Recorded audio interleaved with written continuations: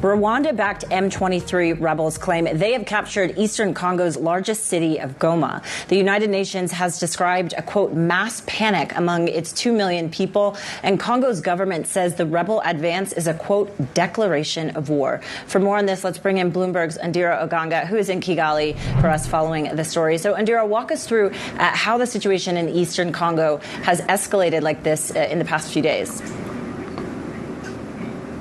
Hi, Jen. This fighting has really taken a different turn in the last couple of days. Let's take a look at the last 24 hours, for example. On the 26th of January, Bloomberg reported that the M23 rebels were just 9 kilometers north of Goma.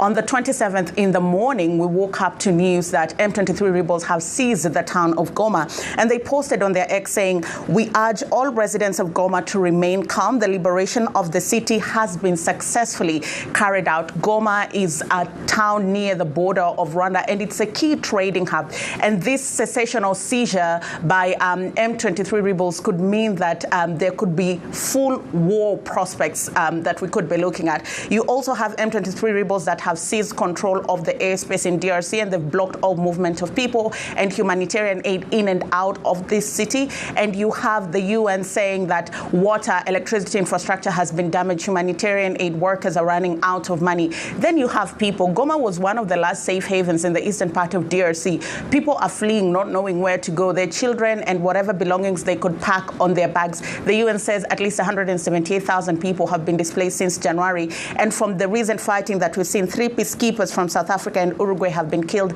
and 11 have been wounded.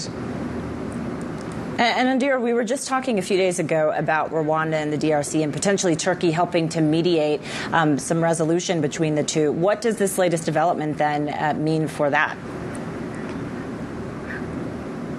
Tension is fast rising between the two countries. You have the government of DRC that accused Rwandan troops of crossing the border, terming it as a declaration of war. You also have Congo, the US, and the UN accusing Rwanda of backing M23 rebels, not only with weapons, but also boots on the ground. The UN also says that Rwanda has been using GPS jamming and spoofing equipment that is blocking relief efforts. And because M23 have now seized Goma, they control the world's largest deposit of tantalum ore that is used in portable electronics, and these minerals are being shipped to Rwanda and then loaded into the global ecosystem, according to DRC, and they're asking an embargo to be placed from gold and coltan that is coming from Rwanda.